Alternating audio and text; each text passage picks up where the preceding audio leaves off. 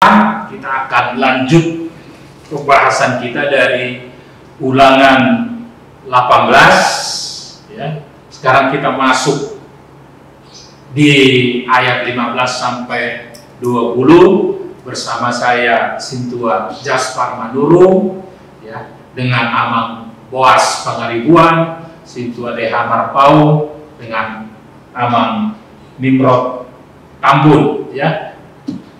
Ulangan 18 ayat 15 sampai 18. Demikian firman Tuhan.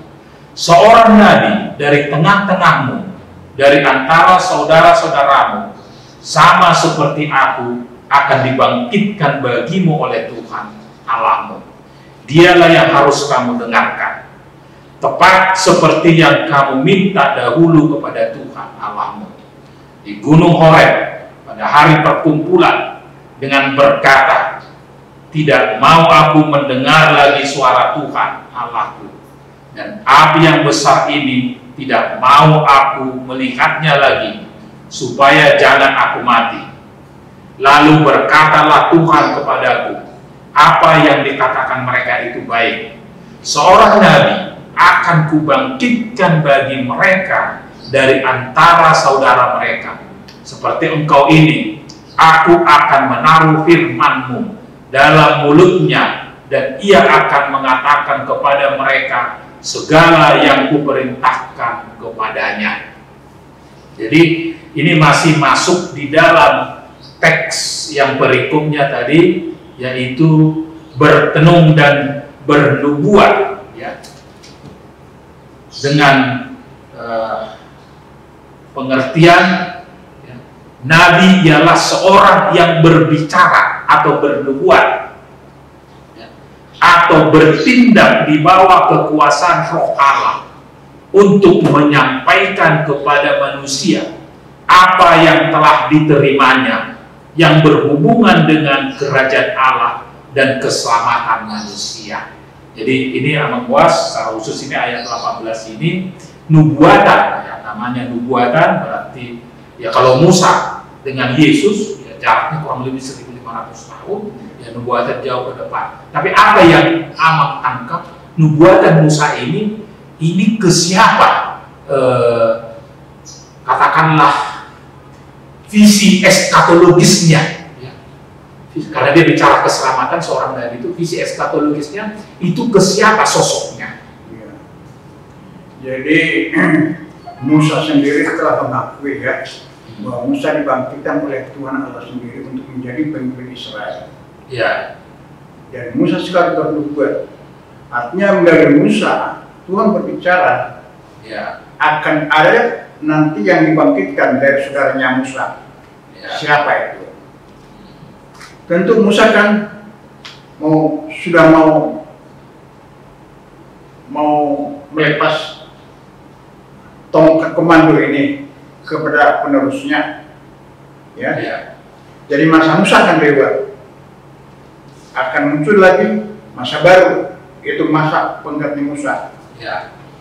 Masa pengganti Musa yang betul-betul melaksanakan firman Tuhan Ya. Nah sekarang Musa memberitahukan bahwa ini akan masuk pada perjanjian baru Ya. ya. Musa memberitahukan itu. Musa di sini sebagai nabi daripada Tuhan, memang Tuhan sendiri tidak bertindak sendiri kalau belum dinyatakan kepada nabinya. Jadi dari Amos 3:7 ya, bisa dibaca mungkin. Amos 3 ayat 7. Amos 3 ayat 7, demikian firman Tuhan. Sungguh Tuhan Allah tidak berbuat sesuatu tanpa menyatakan keputusannya kepada hamba-hambanya para nabi. Ya. Allah sudah ngasih tahu itu kepada nabinya, itu Musa. Dan Musa sudah menyatakan ke bangsa itu. Nah, di mana sambungannya di perjanjian baru? Bisa kita lihat di Kisah Para Rasul 3 ayat 22. Nah, Kisah Para Rasul 3 ayat 22. Bukankah telah dikatakan Musa? Berarti terkait dengan nubuatan di ulangan 18 tadi. Ya, ayat 18. Tuhan Allah akan membangkitkan bagimu seorang nabi di antara saudara-saudaramu. Berarti saudara-saudaranya ini dari 12 suku Israel. Ya. Sama seperti aku. Ya. Dengarkanlah dia dalam segala sesuatu yang akan dikatakannya kepadamu. Ya. Dan akan terjadi ayat 23-nya bahwa semua orang yang tidak mendengarkan nabi itu akan dibasmi dari umat kita. Siapa nabi itu? Amang PH. Ini masih pertanyaan lagi nih, siapa nabi itu? Dalam Kisah Rasul sudah mulai ada pintu masuknya ini. Ya, kalau kita mengarah kepada apa ya dikatakan itu orang yang nabi yang sesungguhnya, ya. Kalau dalam perjanjian lama kan sudah ada nabi-nabi ya, nabi-nabi seperti sekarang ini. Sekarang ini adalah Musa yang memimpin bangsa Israel kan gitu. Kemudian setelah Musa siapa? Joshua. Nah, kan gitu. Joshua kan. Seterusnya sampai akhirnya bangsa Israel tidak lagi dipimpin oleh seorang nabi. Nah, itu. Nah, berarti nubuatannya adalah kepada Kristus. Kepada Kristus gitu nubuatannya kepada Kristus. Ya, kepada Kristus yang dia betul-betul bukan lagi sebagai nabi, dia imam besar.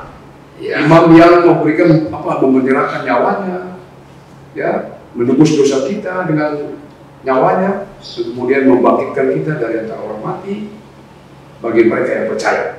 Tapi kalau mereka yang tidak percaya, ya tetap aja seperti itu. Mungkin itu yang bisa. Jadi betul, karena teks Ulangan 18 ayat 18 yang sebetulnya kalau kita lihat perikop Kisah 3 ayat 22 tadi, itu memang khotbah Petrus di Serambi Salomo.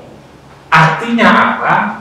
Petrus juga meyakini bahwa nubuatan Nabi oleh Musa di Ulangan 18 ayat 18 ini itu merujuk kepada siapa? Karena Kristuslah yang diberitakan di dalam khotbah Petrus di Serambi Salomo ini.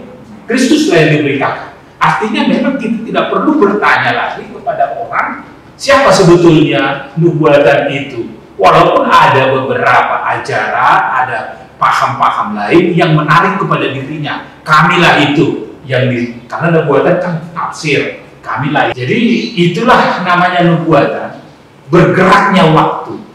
Ya kan? Bergeraknya waktu tadi kan Joshua. Oh, ini Joshua. Bisa aja nanti berikutnya itu Elia. Bisa aja Samuel, ya. Bisa, tapi ada bukti-bukti kuat ya bahwa misalnya gini, apa kesamaan yang kita bisa lihat kelahirannya, kita lihat Musa kelahirannya juga pada zaman itu pemerintah mengancam tidak ada laki-laki ya yang lahir ya kamu harus bidan-bidannya dibilang bunuh, ada ancaman itu, ada kesamaan di situ ya. Pada zaman Yesus juga ada Raja Herodes yang memerintah seluruh nabi dan banyak bukti-bukti lain. Akhirnya kita lihat ya selain daripada dia membawa keselamatan itu sendiri, itulah yang dibilang Amang BH tadi bahwa Yesus memang tidak sekedar nabi, dia imam besar, raja, karena dia membangun, akhirnya melalui Petrus membangun kerajaannya, ya, dia membangun kerajaannya di atas batu inilah kuletakkan ya kerajaanku. Dia kasih otoritas itu ke Petrus. Apa yang kau ikat di dunia ini akan terikat di surga. Apa yang kau lepas di dunia ini akan terlepas di surga. Diberikan kuasa otoritas apostolik oleh Kristus untuk membangun kerajaannya. Dan menurut saya kita adalah bagian dari kerajaannya. Gereja, ya, eklesia, keluar dari kegelapan itu adalah membangun kerajaannya. Jadi kita tidak lagi seperti Petrus yang sudah menulis di Kisah Rasul tadi, langsung dia katakan, oh itu di Ulangan yang Musa bilang itu, ya Kristus yang kamu bunuh itu, dia adalah juru selamat. Itulah yang saya beritakan ini. Itulah khotbah dia tadi saya lihat mengatakan, ya bagaimana 2000 tahun lalu Petrus sudah menerjemahkan nubuatan 1500 tahun lalu. Artinya kita tidak perlu lagi sebagai pengikut Kristus mengatakan ragu bahwa nubuatan itu sosok eskatologisnya adalah Yesus Kristus. Ya gimana Bang? Iya, tadi telah kita buka mengenai nubuat Musa dari Ulangan 18 ayat 18, ya, ya kan? Terus kita lanjutkan disampaikan oleh Musa dari penyanyi kamu perjanjian baru. Ya. Itu di Kisah Rasul 3:22. Ya. 22. Terus disambung oleh Tuhan sendiri, ya. Dari Amos 3:7. Ya. Ya, tidak akan terjadi. Nah, sekarang apakah perbuatan Musa akan terwujud atau tidak? Ya. Sebab perbuatan itu harus ada kepenuhannya, ada wujudnya. Ya. Nah, mari kita lihat di Matius 3 ayat 13 sampai dengan 17. Matius 3 ayat 13 sampai dengan 17. Matius 3 ayat 13 sampai 17. Yang jawab. Yesus dibaptis oleh Yohanes Pembaptis ini ya. Maka datanglah Yesus dari Galilea ke Yordan kepada Yohanes untuk dibaptis olehnya. Tetapi Yohanes mencegah dia, katanya, "Akulah yang perlu dibaptis olehmu, dan engkau yang datang kepadaku." Lalu Yesus menjawab, katanya kepadanya, "Biarlah hal itu terjadi, karena demikianlah sepatutnya kita menggenapkan seluruh kehendak Allah." Dan Yohanes pun menurutinya. Sesudah dibaptis, Yesus segera keluar dari air, dan pada waktu itu juga langit terbuka, dan ia melihat Roh Allah seperti burung merpati turun ke atasnya. Lalu terdengarlah suara dari surga mengatakan, "Inilah anakku yang kukasihi, kepadanya lah aku berkenan." Ya. Jadi dari sini dia itu puasa 40 hari 40 malam di gunung kan, puasa. Musa pun puasa 40 hari 40 malam. Adakah nabi yang sama, yang lebih besar dari Musa?